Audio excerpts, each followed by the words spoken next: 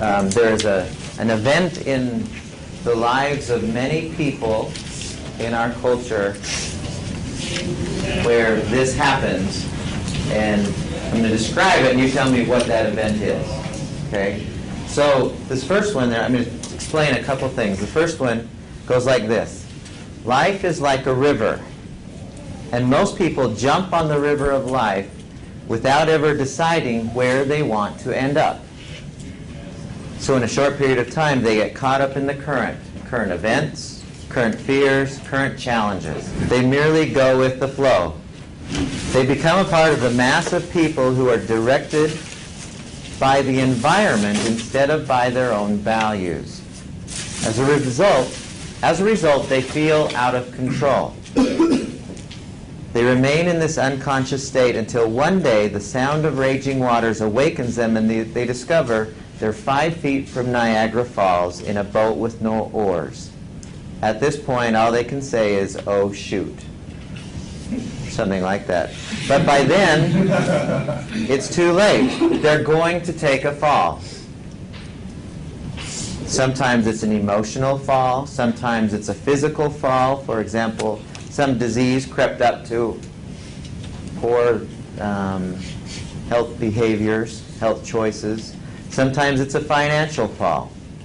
It's likely that whatever challenges you have in your life currently could have been avoided by some better decisions upstream. The best choice upstream would have been planning ahead to flow into another river and sticking to that course. The other scenario, you've heard of the people who climb this ladder of success. They're climbing up the ladder of success, trying to get to the top and make, whether it's business or in their culture or, being socially at the top or whatever. They're climbing up this ladder, and they get to the top of this ladder, and they realize at some point that this ladder is leaning against the wrong wall. What do we describe this event that people have when they're either, oh my goodness, here's a Niagara Falls, and nothing I can do about it now, or they're at the top of the ladder and crud. What do we call that? Midlife crisis, right? Now, most of us in here are still pretty young. I remember when I was in my mid-20s, I had this event happen to me where I was jogging. I remember exactly where I was. I went on it was about a 6 or 7 mile jog just from my house one day, and I remember I was jogging, and it was about the last mile. I was coming home, and we all have conversations, but sometimes these conversations that I have it seems like there's somebody else in there. And this happened this time, where I had this this thought that just hit me like a ton of bricks, and it started out sounding like this. It went, and I'm not one who swears, but this is how it sounded in my head. I never really, I don't know when I intentionally sworn at somebody or about anything, but this is what it sounded like to me. It went, damn. And I went, why did I just say that?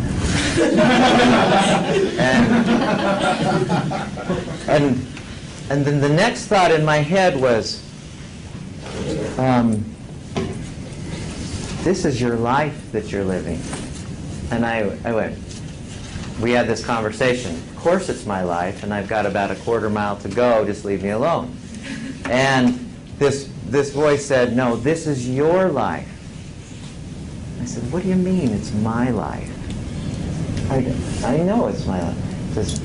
And the voice said, or my conscience or whatever said, no, this is your life. It's not anybody else's.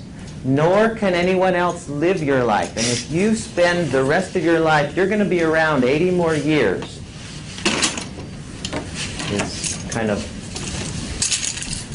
I'm planning to live a long time. If you're planning to live a long time and you don't live how you choose to live, then by default, you live how everyone else wants you to live. Bless you. And I thought, oh, of course I'm living how I want, aren't I? And at the time, I was going into business management, and it was okay. And I was working at a bank, which was not okay. I was and I was just graduating in psychology, or excuse me, in business management, but I didn't see a direction that was going to lead me.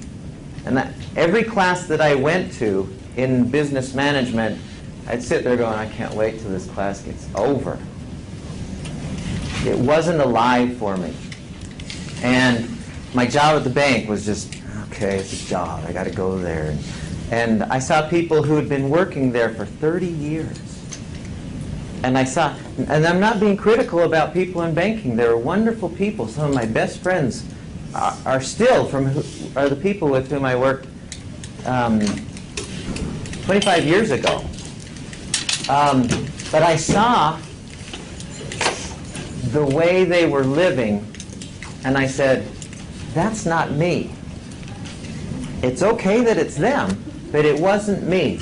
And I'd never really thought about that before, that, you know, if I don't choose where I'm going to go, then I'm not going to go where I want to be. That sounds like Alice in Wonderland. But do you know what I'm saying? If I don't start making decisions about where I want to go, then the river's going to send me where, you know, your coach thinks you're good at this, you should do this. Your parents think, well, you're sure good at math, you should be this. Your girlfriends say, oh, you should be doing this. All of these people are saying, this is where you should be going. And I thought, and that little voice said, they're not going to take you where, they don't care. Nobody's going to be in here for the next 80 years. Nobody's going to be in this form for the next 80 years except you. Nobody will be able to enjoy or hate whatever happens to you for the next 80 years. And what you choose is what you're going to get. And it was then that I went, oh my gosh. That's why I said, damn. Because I saw that the direction that I was going in was going to be a nightmare if I stayed there. For me, and I'm happy that other people work in banks. And I'm happy that people are in business management, but I thought, that's not where I'm supposed to be. That's not what's going to make me the most happy. And so I started, at the time I was reading a lot of books. Tony Robbins was one of them. I was reading a lot of different authors, and I really felt like, you know, I need to get in touch with what I really want to do and be in my life, so that every day I wake up and go, yes, instead of, ugh, it's Monday, ugh, or finally it's Friday. I don't want that. I want every day to be, yes, I get to do this today. And so I started going through this process that I'm going to take you through that kind of moves us into our own river. It moves us into the river that is going in the direction that is according to our highest values, according to our most treasured truths. And if you don't do this, then you'll never find the river. if you don't go through this process, you'll never find the river. And it's one of the coolest things that I've ever done and has made more difference as far as bigger picture stuff than anything else that I've ever done. And it has nothing to do with religion or any philosophy or anything like that. It has to do with my own soul, my spirit, my being, my sense of who I am. It's very unusual where we take the time to look inside and go, what is in there? Because we're so busy doing out here stuff. I want to tell you about, there's a principle that I really like. Let's see. I should erase that. There's this principle that I really like. It comes from India. I've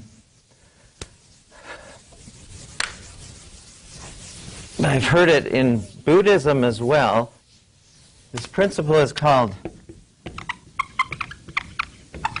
dharma, is how it's pronounced, I guess. Dharma.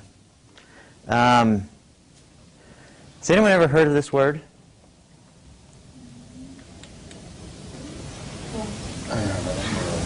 What does it mean? Anyone know what it means? I want to give you, there's a lot of definitions for this. We write about this in the book, but there's a lot of definitions of this. But the one that I like the most and made the absolute, and it really just like lights clicking in my head, yes, this is good. The idea of Dharma is every one of us, every single one of us is part of, how many people are in the world today? 6.5 billion? Right? So if we imagine that there are 6.5 billion, and including everyone who's ever lived, parts to this big puzzle. We're all just part of one enormous puzzle. Okay? And you are this piece right here. Let's say that this is the puzzle right here, between here and here, 6.5 billion, plus everyone who's ever lived, everyone who will live, in this little square right here. Can you picture that? So, Mike's puzzle piece is right here. Hannah's is over here. David's is over here. And the idea is, Mary Kay's is over here right on the edge. That's where she lives. Right? And the idea here is, which I just love, is Mike's piece is different from everybody else's. And it's not supposed to be the same as anybody else's. But when we try to live according to somebody else's puzzle piece, we don't get true satisfaction. We don't get real happiness. But when we live according to our piece, that's part of the whole, obviously, but it's an individual piece. When we live according to our piece, that is when we get real satisfaction in life. That's when we get real self-actualization. That's when we get real inner peace. When what we do is in line with our peace. And it's unlike everybody else's.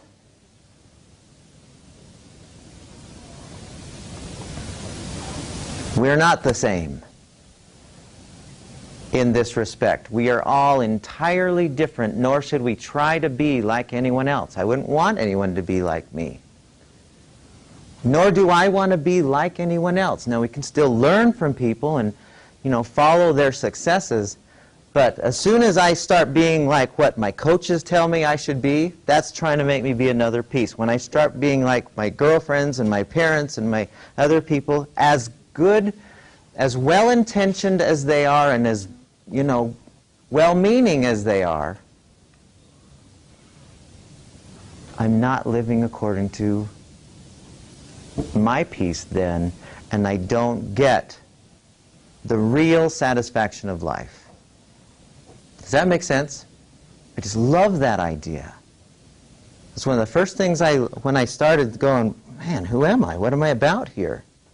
What am I really about? You know, people have always told, well, here's who you are. But I've never really gone inside and went, who really am I? I mean, why am I here? And until I did, I really was just kind of, okay, here's this cool river, feels fun.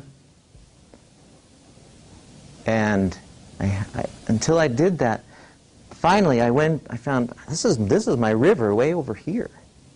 And this is better.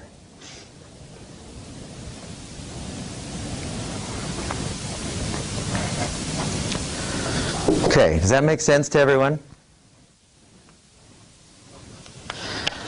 So, to start this off, we have to have a couple beliefs. We have to have some, and when I say beliefs, I mean feelings of surety about something. Not, okay, I have to believe in something, but a belief is a feeling of surety about something. And we have to have, there's two beliefs that will drive everything you do to find your river or to find your puzzle piece. And the first one is this. The first belief is, I can change. Sounds obvious. And I'll add one thing to that. I can change now. I know plenty of people who don't believe this. Oh, there's nothing I can do about where I am. I'm stuck. I'm whatever. And they're one of the guys I worked with at the bank, he'd been working at this bank for 30 years. Excuse me, he'd been working there for 20 years, and I'm not being critical of this, but it was just such an obvious not believing this. He was making about $30,000 a year, and he had a family of 7 or 8 kids. And he was the nicest guy. He was just one of the most wonderful people I've ever met. But I said, well, why don't you do something else? And his thought was, or his response was, I can't. I can't leave this. I can't afford to leave this security blanket of this insurance that's, if something goes wrong with any of my kids, we won't be covered, and then I won't be able to cover it at all, kind of idea. He was stuck. Now that's kind of in a financial thing, but I know plenty of people who say, oh no, there's nothing I can do about the fact that I'm angry or a lot, or there's nothing I can do about the fact that I'm, you know, in this particular culture or whatever. There's nothing, that's who I am. That's who I am. If we want to find our own, and I'm not saying you've got to change, but we have to have the belief that we can. No matter where we are, we can make a change. We can do things differently. The second belief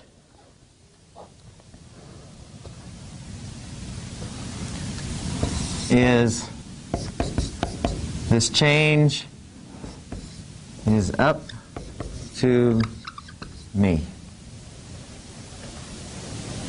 Ain't nobody else cares about what's going on for you. And what I mean by that, certainly, I'm sure your mom really loves you a lot, but your mom's not in here. Your mom's got your mom's life to live. There's nobody else that can do this for you. And if you don't decide to do this, then you get by default the river that goes to wherever. That's not the one that's designed for you.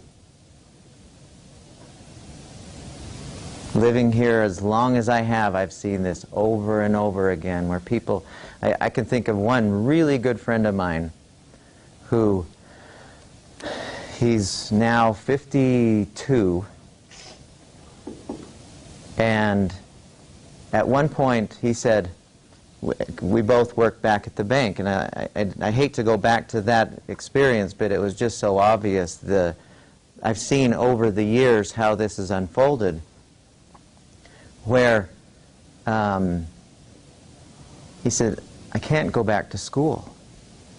Because we were all thinking, should we go back to school? And he didn't even want to go to college. He'd got a degree or finished high school, and he said, it's too hard to go to college. And the rest of us, we were all repossessing cars at the time, and we were all a bunch of repo guys. And we were all in school, but he wasn't. And we said, you know, come go to school. It'll help you. We didn't know if that was true or not, but we sensed that that was the right thing.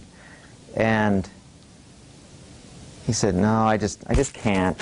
And he was no dumber than the rest of us. I mean, we were all the same level of, we were all athletes. We weren't jocks, or we weren't academics by any stretch. He was the same level of, he could have done it just as easily as any of the rest of us. But he said, no, I can't. In the time that we have, there's 3 or 4 of us who have continued connecting with each other over the years.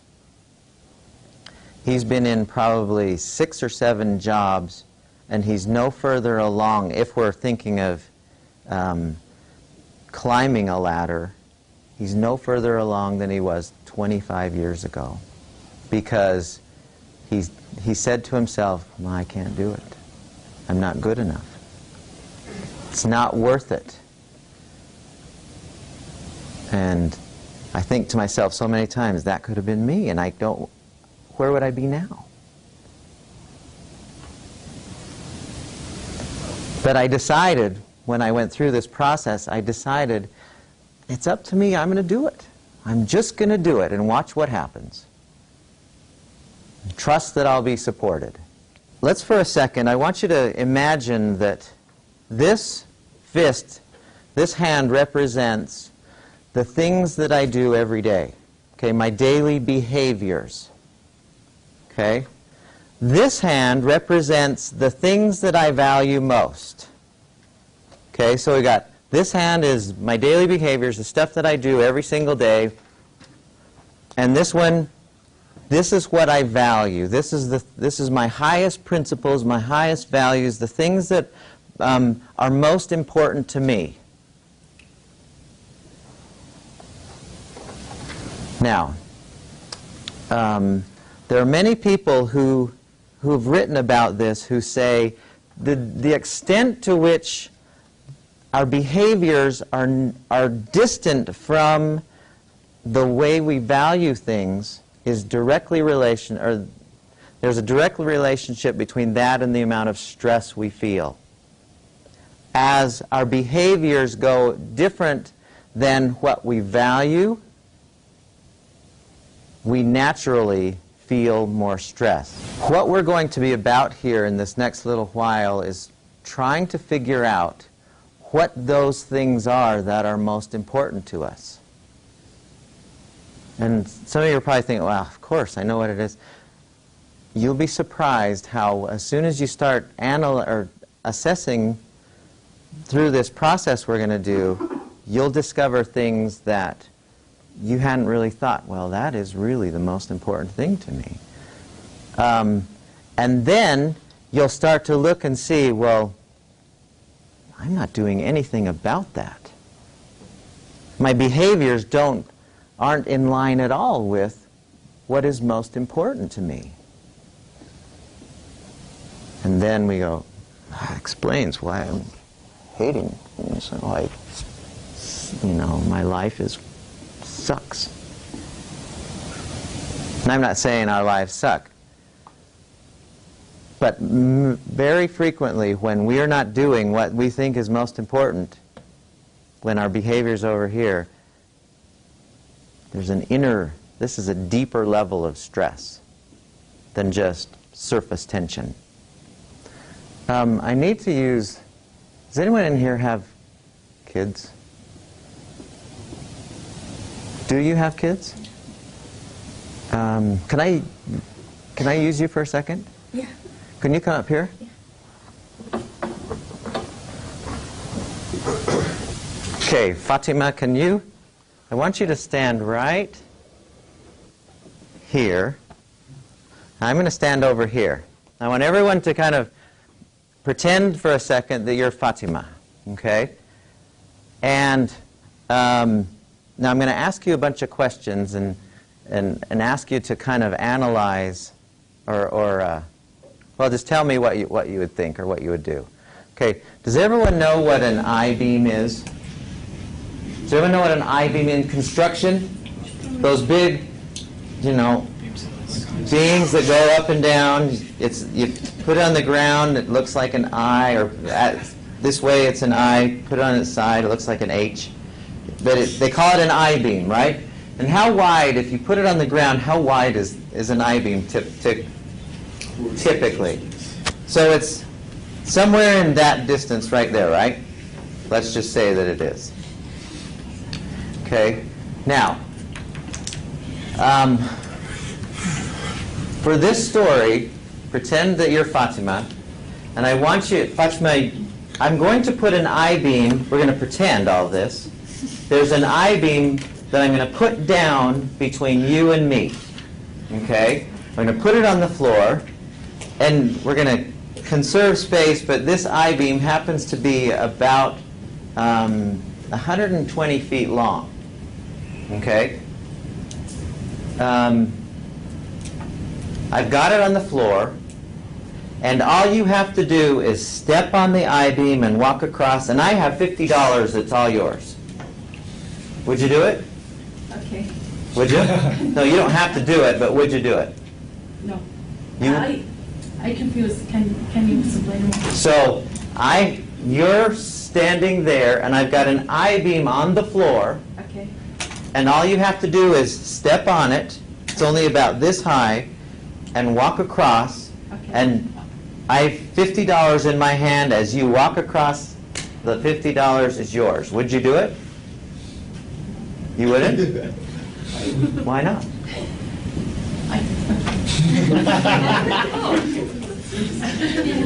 Okay, let's take this one step back then. If I have $50 in my hand, and all you have to do is walk over and get it, and it's yours, would you? Maybe if you give me more, I can. Okay. $500 then. Walking. Okay. Okay. You would do it? Yeah. Okay. Let's say that I have $500 and now I have the I-beam, which is only this high, so all you have to do is walk along it from you to me, $500. Would you do it? Yeah. You would? Yeah. Okay. Would anyone not? Okay. Let's say that I have the ability to raise this I-beam to about 5 feet. Okay. And then I secure it over on my side. It's 120 feet apart. I secure it on my side. I secure it on your side so that it's sturdy. And all you have to do, I have the same $500. All you have to do is walk up the little ladder on that side, walk across at 5 feet, and $500 is yours. Would you do it? No. You wouldn't? Why not? It's too high? Yeah, I think yeah. Okay. Would anyone in here? How many of you would? Okay, everyone but Fatima. Anyone wouldn't at this level? 5 feet? Okay, so Fatima, what's your name again? Lacey. Lacey. So Fatima and Lacey wouldn't. So this is ruining my scenario.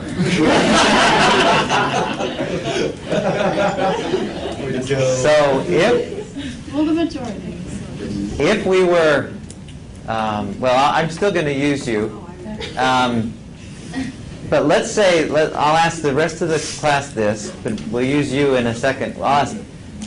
Let's say I take this I-beam to 2 stories high, 20-some feet, and I secure it on one end, secure it on the other, and you climb up the ladder. All you have to do is walk across. $500 is yours. How many of you still would go across the I-beam? Is there a guide rope? And you have to walk. No, it's just Spikes, actually. so fear factor without the tether. So no safety. No safety. Okay, so most everyone, so quite a few. How many of you changed your mind? How many said no, not at 20 feet? Okay, so several. Okay. For the sake of this scenario, I'm going to ask everybody, and we have to, I hope this isn't a sensitive thing to any of you, but I want us to imagine that the Twin Towers are still standing up in New York. Remember the ones that the idiots came and rammed into? Imagine that those are still standing. Okay, and those were about 120 feet apart, apparently. And let's say that we were able to shove the I-beam into one tower and bore it into the other. So we take these big, and we put it in there. And so it's 120 feet across from one tower to the other. And I have $500. Each of you is over where Fatima is. I'm where I am on the other tower. How many of you would come across for $500? Can you butt scoot? You have to walk. It's always windy up there, they said. So hell no. It's Okay. it's super windy. Okay. So let's say I change that to $5 million. I would be walking around. How many say yes? I'd sprint across that. Some of you changed it. $5 million, you'd go for it. The money's coming to my life. If I had a base jumper's parachute, Fatima, how many kids do you have? Okay, and what's your child's name? Hussein. Hossein? Yeah. It's a boy or a girl? Boy. So let's say that you're on that tower and I'm on this one, and for some reason, this weird reason, Hossein is on this side, and for some reason I'm holding him from falling on this side, but I'm losing my grip. Okay, so he might fall if I don't hold on to him. Would you walk across to try and save him? Yeah. You would? Yeah. But you wouldn't go 5 feet in the air for $500? But you would for your son? Yeah. Okay. Thank you. Go ahead. Thanks for... Now, here's the thing. Every one of us has things, that we would cross that I-beam for. Whether that's, in this case, people in our lives, or ways of being, what we would call values, that, yeah, if I could be this type of person, that would be worth going across the I-beam for. Okay? Now, next thing I want to do, I'd like you all to sit in your seats so that your back straight up and down. And put your pens down for a second. We're going to do something with our eyes closed for just a second. This will not be the same as the lemon one. So, please, let's see. Would you mind shutting that door really fast? This won't take very long, and do not fall asleep. I know some of us, as soon as we close our eyes, I'm crashing. Please stay awake with this. We're going to do just a really tiny guided imagery with this for just a second. I want you to just follow, use your imagination as vividly as you can. So everyone, keep your eyes closed. So we're going to go into our imagination. Just put yourself into your mind's eye. Kind of maybe if you want to picture a screen and you're watching yourself on that screen, or you can actually picture yourself doing this. But I want you to imagine yourself in your car.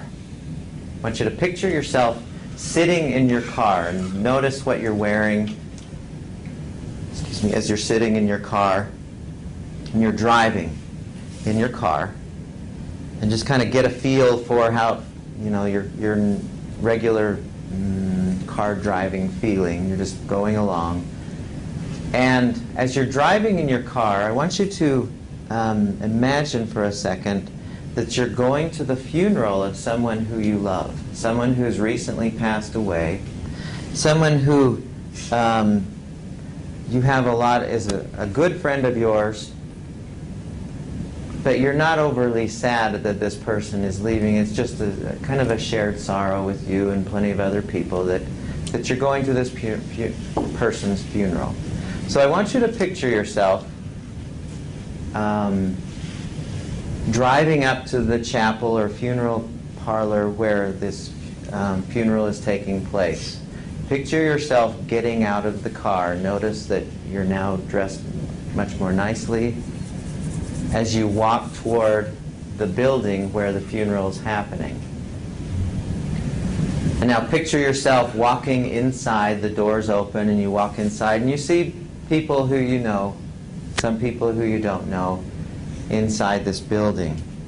And as you walk inside the building, you notice there's flowers, and you notice there's organ music playing, and you feel the sense of sorrow that permeates the room for losing this special person.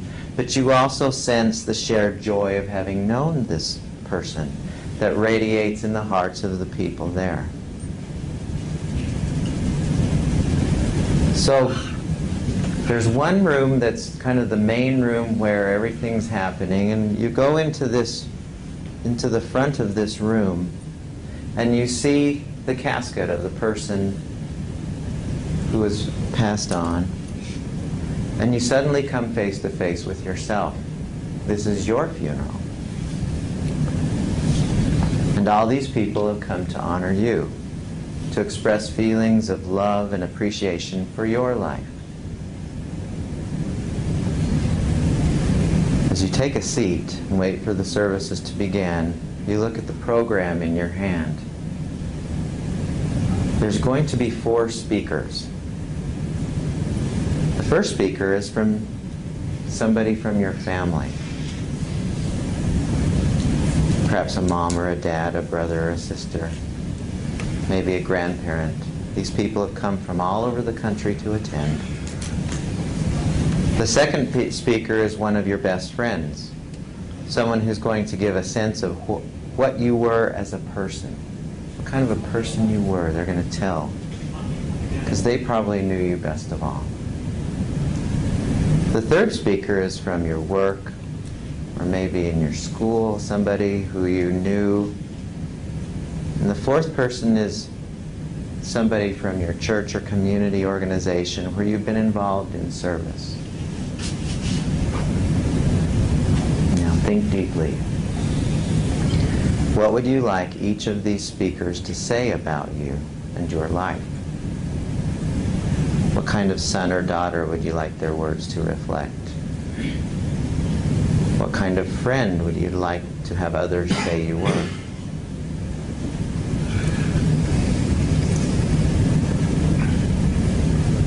Were you there for others when they needed you?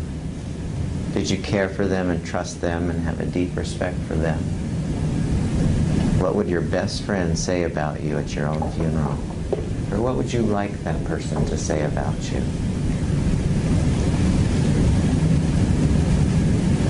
What contributions would you like them to have said you made to other people's lives, to humanity, to the world? What achievements would you want them to remember?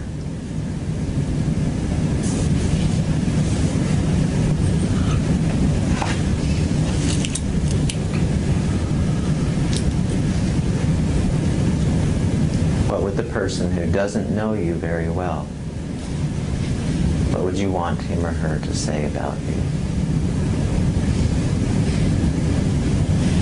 Now I'd like you to open your eyes. Just open your eyes, bring yourself back to this room.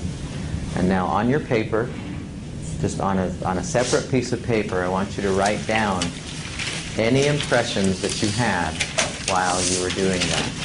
Just let your writing flow freely. Any impressions, any thoughts or ideas, any insights that you had, just let them gush onto the paper.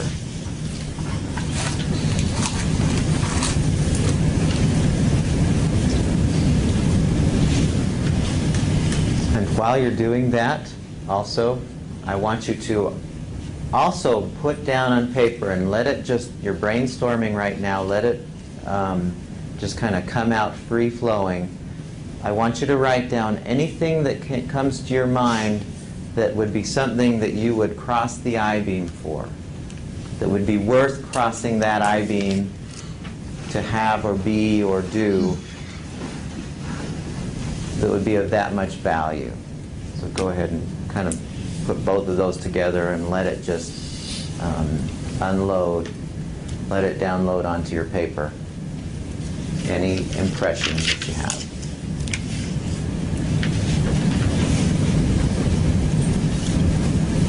Okay, wherever you are, just stop right there. Okay, now going back to your notes, I want you to write this down. This is sort of separate from your notes or included in there, but this is back to our outline or whatever. But I want to give you the only true definition of inner peace. There's a lot of definitions out there, but I really like this one. So I'd like you to all write this down. Inner peace can be defined this way. Inner peace is having harmony, balance, and consistency in our lives. Inner peace is having harmony, balance, and consistency in our lives. Then the next sentence, so period. We achieve inner peace. We achieve inner peace through the appropriate control of events. We achieve inner peace through the appropriate control of events and by living according to our values.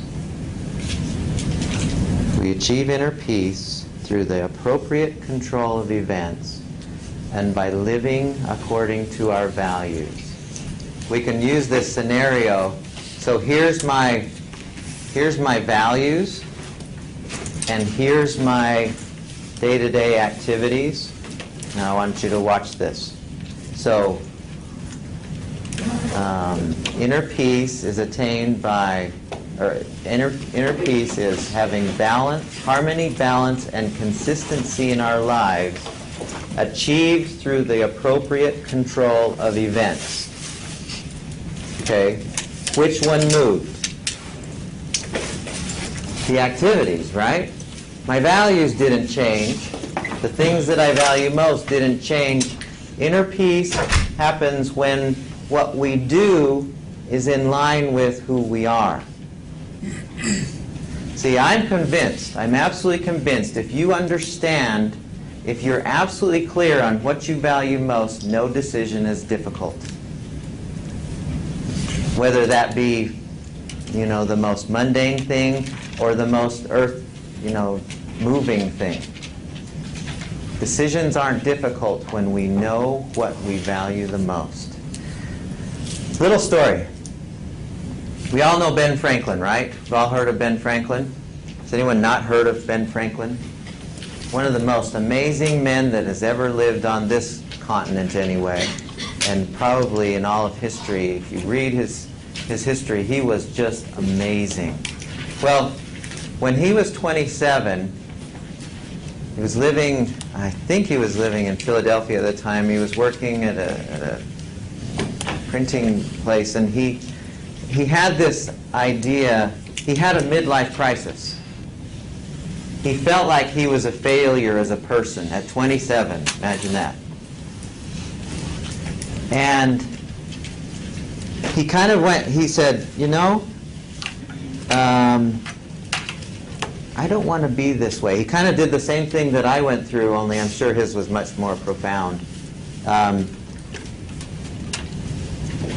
he asked himself 2 questions at that point. He said, this is not how I want to be. I sense that there's something better. And so he asked himself 2 questions. He asked himself, what's most important to me? And of these things, what can I do about it? So he kind of continued with that, what we said up there. What's most important to me, and what can I do about it? And he went about this process where he asked himself, what is most important to me? And he came up with what he called these 13 virtues. You can read about them in his autobiography. And what he did is he set about every week, he figured out that there were 13 things that to him were the most important things. And then for the next, until he was 82, when he wrote his autobiography, he said in his autobiography, essentially, I believe I have achieved oneness with my values, or with I believe my activities are at one with my values. Which essentially what he was saying is, what I do every day is in perfect alignment with who I am. Now, what would Maslow call this person, Abraham Maslow? Yeah, self-actualized, self-realized. He felt like in his life that he was a complete person as far as he was concerned. And he taught this process, and I want to take you through this because it is just absolutely one of the greatest things that we can do with our own selves.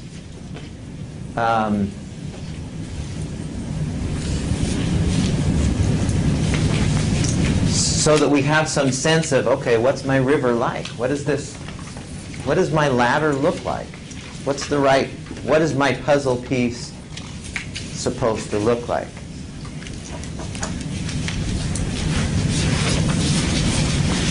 Don't write on this just yet. Okay, so essentially, we've started this already. But what I would like you to do, on this page, on the left side it says values. It says, up at the top it says, what matters most to me in my life? What are the things for which I would cross the I-beam? So like, speaking of what Fatima did. What characteristics would I like to be remembered for at my own funeral?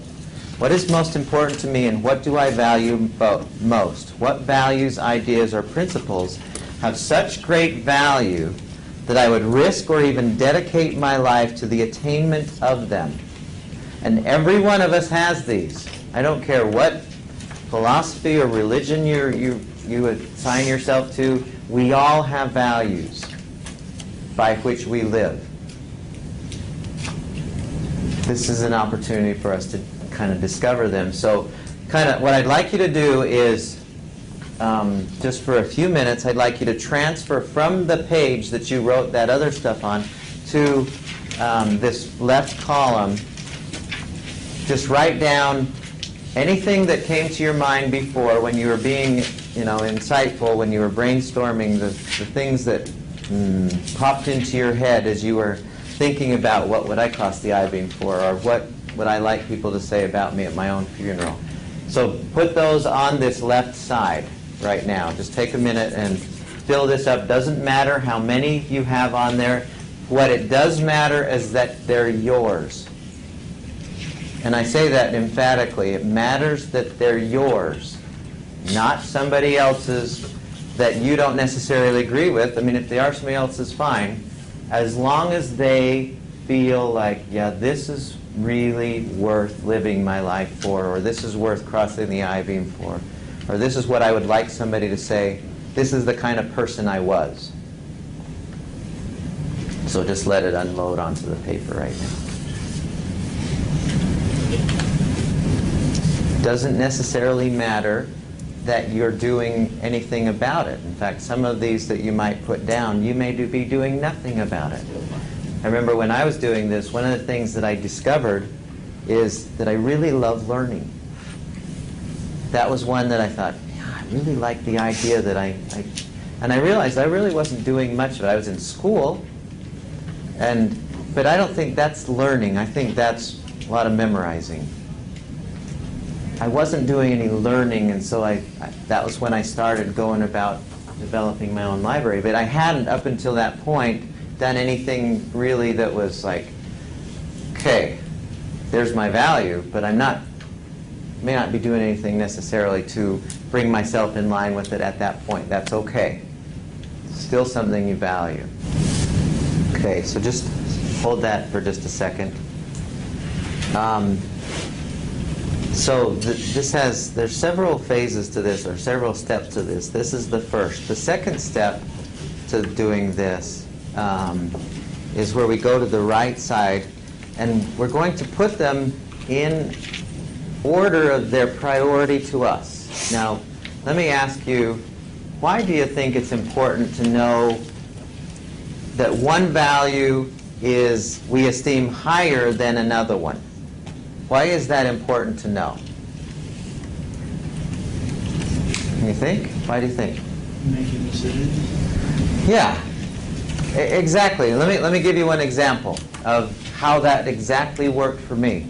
One of my values, as you probably know, has to do with my health. I have a really high, I value my health a lot because I really want to be able to do things when I'm 70 or 80. And I know that getting there, I want to be able to do things now. I want to do things 10 years from now. I want to be able to continue to be jogging, doing, the things that active people do. I don't want to spend my life needing somebody else's help to get around. Okay, that's one thing that I value. Another value that I have happens to be having a lot of fun. Okay, that's one thing that I value a lot. Risk-taking or enjoying myself or doing things that seem fun to me. That, for me, and I'm not saying this is what you should have, but that is one for me. Now, when I was teaching back in West Virginia, I had a lot of students who were really good friends, and just about, not every weekend, but just about every so often, they would check in with me and say, Mike, we're having a party on Friday. Do you want to come? And I had a pretty good idea of how those parties went. You can imagine, and probably what you could imagine is pretty accurate. They were pretty, and I thought, well, that would be a lot of fun. I also happen to value one of my highest values, and it wasn't when I was 23. It wasn't really high on my list of values, but it is now probably one of my top 3 is my relationship with my wife. I happen to really like that as it's highly prized right now. Now, if I have a higher, if my sense of, my value of having fun is higher than, so it's up here, and my health and my relationship with my wife is down here, then what's likely my decision when they call me up and say, Mike, do you want to come to a party with us? Yeah, it's an easy decision, right? Well, yeah, I'm going. If, on the other hand, and I'm not saying that this is how anyone's should be, it just happens to be how mine are. How they really are is, at least for me right now, and back when I was teaching back east, is I valued my health and I valued my relationship with my wife higher than the value of having fun, And I would always say, and it wouldn't even be a tough decision, oh, no, that's okay. I don't want to come. I didn't have to squirm and, oh, geez, they're going to think I'm not very nice for not coming to their parties. I just didn't. It was an easy decision. Think about this. If you're, so one of my values is risk-taking. The other, and then we use having fun, is also a value. But also my health is a value. If I have risk-taking as being a higher value than my health, and somebody calls me up and says, hey Mike, we're going skydiving tomorrow, or we're going to go ride our bikes off some cliffs. You know, we've been working on some mountain bike tricks. And my risk-taking value is higher than my health value. What is my easy answer when they say, do you want to come? Yeah. I'm there. It's an easy answer. I'm not saying that one is more. None of these things that we value for you is better. How do I say this? What you value has nothing to do with how anyone else should judge those. They should be entirely yours. And the order of them should be entirely yours as well. For me, when I didn't have a family, having fun was way up there. Risk-taking was way up there. My number one has always been inner peace. That's the number one, and I weigh everything that I do is, will that bring me inner peace? That's mine. I'm not saying that's how yours are. I also have one that says I want to be financially secure. It's not as high as inner peace. But what that does is exactly what you're saying. It makes it so that when I need to make a decision about something, all I have to do is go, well, where does that fall into line with my values? And making the decision is a lot easier. So what I want you to do for just a minute is take those that you put on there on the left side and decide which of those is your top ones. Now let me just make a quick comment here. Some of you might have some that are very religious or spiritual in nature. You don't have to be careful for this class if those are hugely powerful for you. So don't try to be, oh, I can't say that I really, my relationship with God or my relationship with whatever. Don't be careful in here. I'm the only one who will see them, and I promise I will not make any judgments about them. So I want these to be for real, not, well, this is what Mike wants to see. Okay? So just kind of keep that in mind.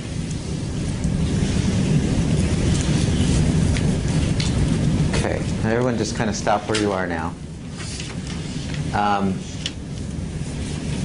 So what I would like you to do for Thursday, because we're not quite done with this, there's just a little bit more that I want to add to this that really brings this to life for you.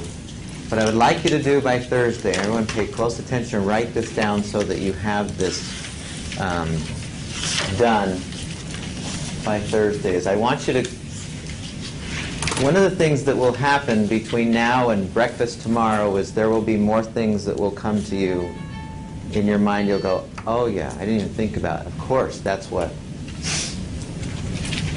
something that I value also.